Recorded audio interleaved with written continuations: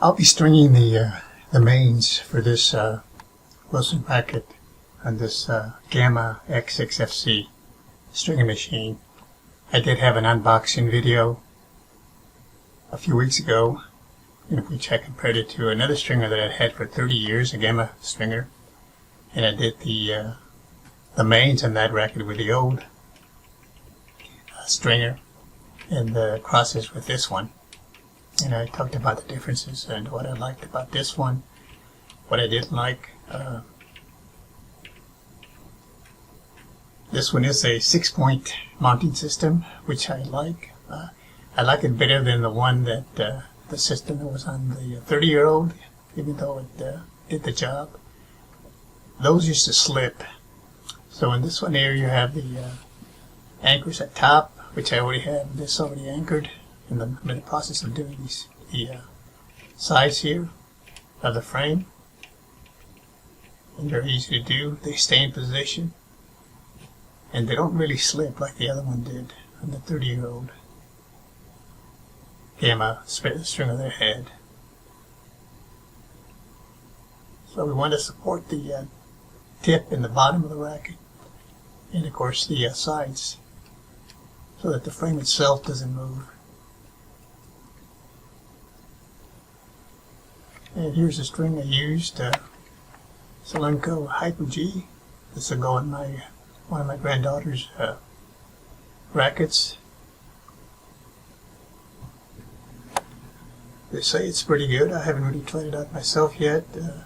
Here I have a starter clamp just to add support, extra support to the when I begin the tension here.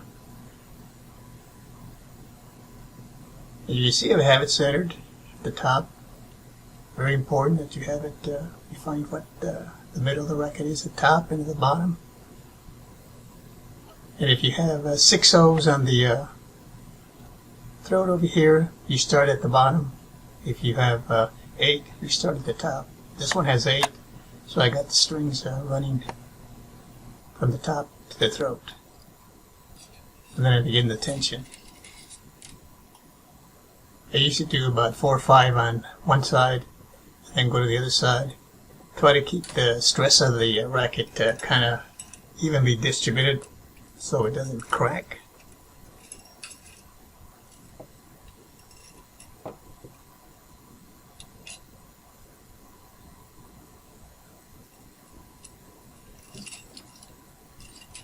And I never like to rush when I do a stringing racket, or when I string a racket, I should say.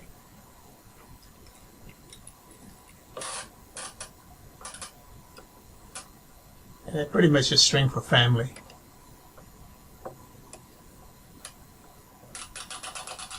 So I don't get paid for stringing. And I'm not that good of a stringer anyway, so people probably wouldn't pay me. But I can get it done.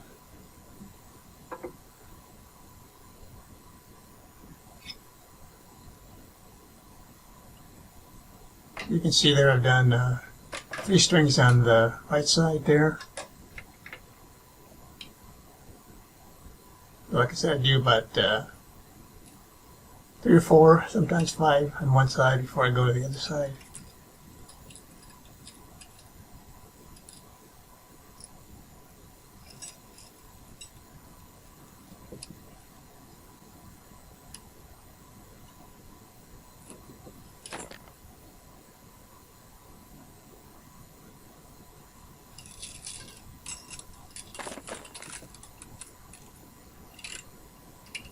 One thing I have to get used to this racket is, of course, the tensioning.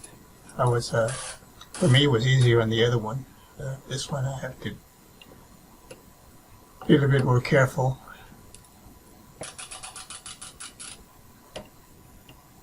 And not have my any part of my hand get stuck in that gripper.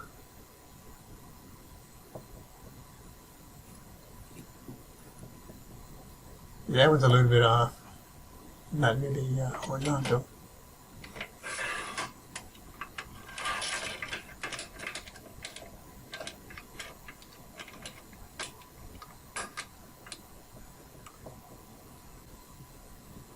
I think I mentioned this on the unboxing video, but one of the things I do like about this one is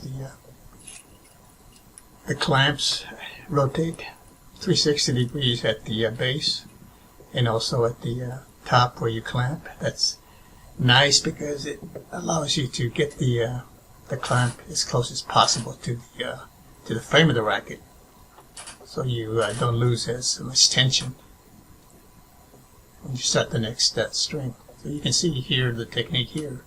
You have to wrap it around it and then come into that groove there.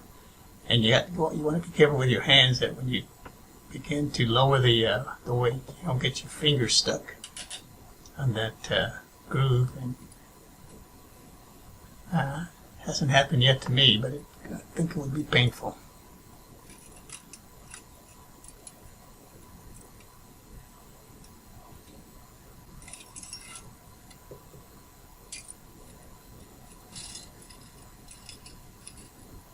Now this string was a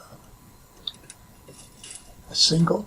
Sometimes I get a hybrid where it comes with the one for the horizontal, the mains I should say, and one for the crosses. This one I just cut it in half. It's about 40 feet, 41 feet, somewhere in there. Just cut it in half, one half for the mains and one half for the crosses.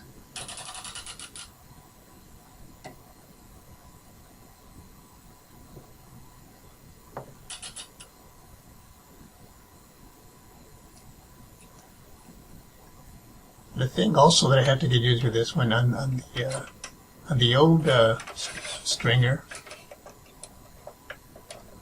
once you clamped it to the string, it was also clamped to the track.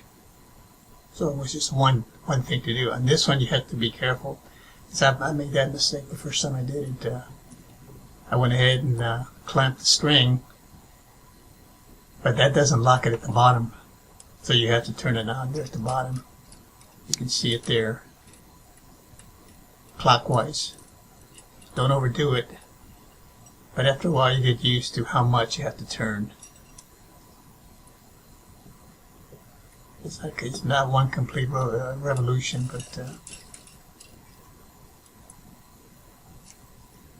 has to be firm so it doesn't slip and you lose tension.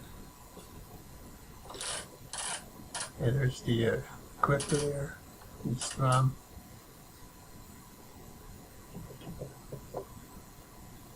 And then into the groove. And then you got to hold it as you lift the tension bar.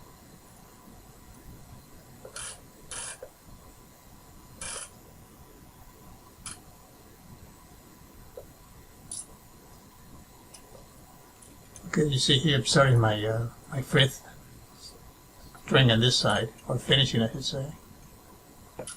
I've got 5 on the other side.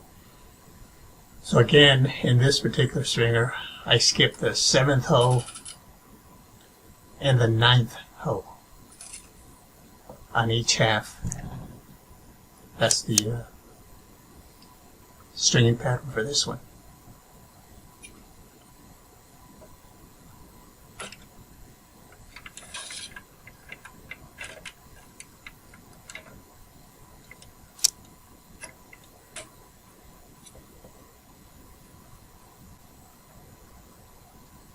Now, one of the things that happened on this stringing job was when I got to the 8th string on one side and I was fixing to do the tension, the string would reach the tensioning bar, the drum, but I didn't have enough length to wrap it and then perform the tension.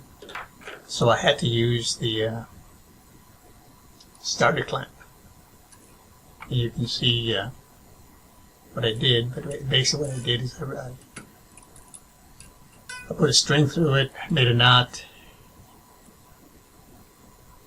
to give it more length. And actually I saw this, I didn't really have a starter clamp, but I bought it because I saw this video from the channel is Tennis Spin. And this guy's done stringing for professionals. And he does do it from a reel, where you just measure quickly and then cut it. And he miscalculated and didn't have enough string to do the tension. And he had to use a starter clamp. And that's what happened to me. I don't understand this case, because in this case I had the package with one length, one string, and I just cut it in half for the mains and half for the crosses.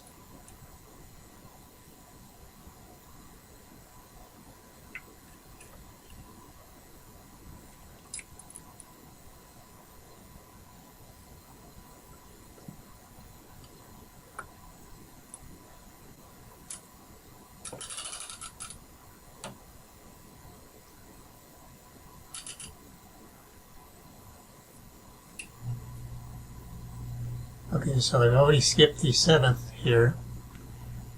Went to the 8th, and then I'm going to skip the 9th. I'm on the last string on this side, which is the 8th. And then when I get ready to do the tension, I find that I don't have enough length to wrap it around the gripper drum there.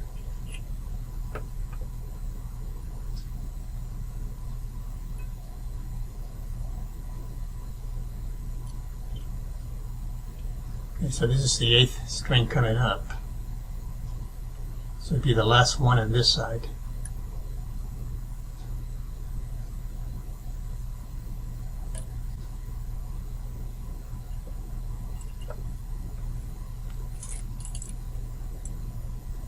And then I can see here, you don't have the view of it, but I'm looking at this, what happened.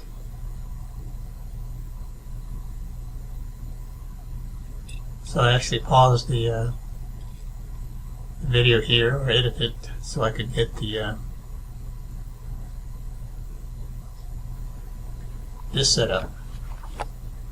So you can see, it looks like it has enough length here, but the way it won't go around the way it's set up. So I have to, you see string here, and then the clamp connects to the string coming from the racket. So just give you a look at what it looks like. Now, it didn't have that issue on the other side.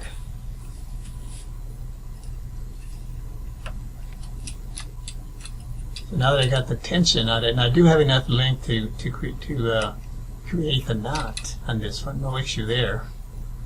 But the way it was set up, I didn't have it without having to adjust the actual post that the tensioning bar sits on. Okay, so there's coming out through there. I'm just going to pull that out and then create a knot. One knot is all you need, but two is just for security. So there's the loop, and it went through there.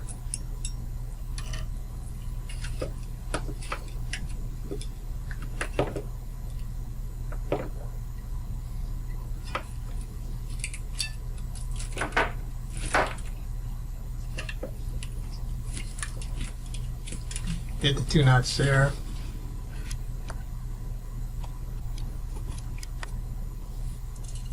And trim the string.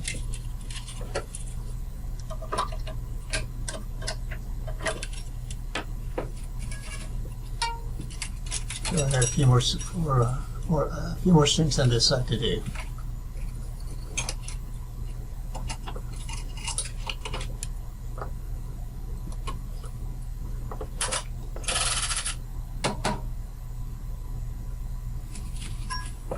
This is the 6th one, so then I skip over one hole, which is the 7th. Do that.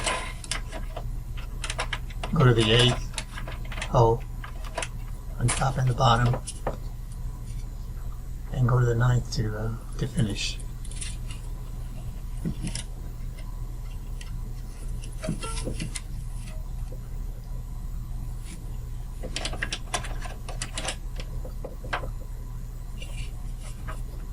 And like I said, I'll have a link in the description to the unboxing video in case you want some more details on this particular stringer. Like I said, no issues on this one. I guess I don't know how to get the tension on it.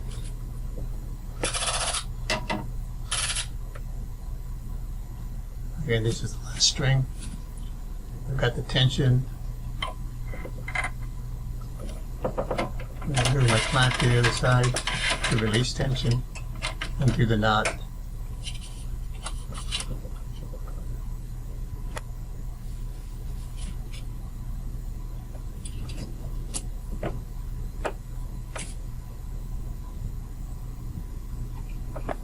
So now I'm just going to do the knot here, this side here.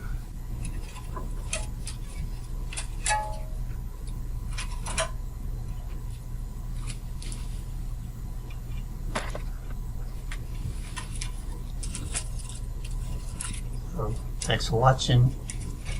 We'll see you next time.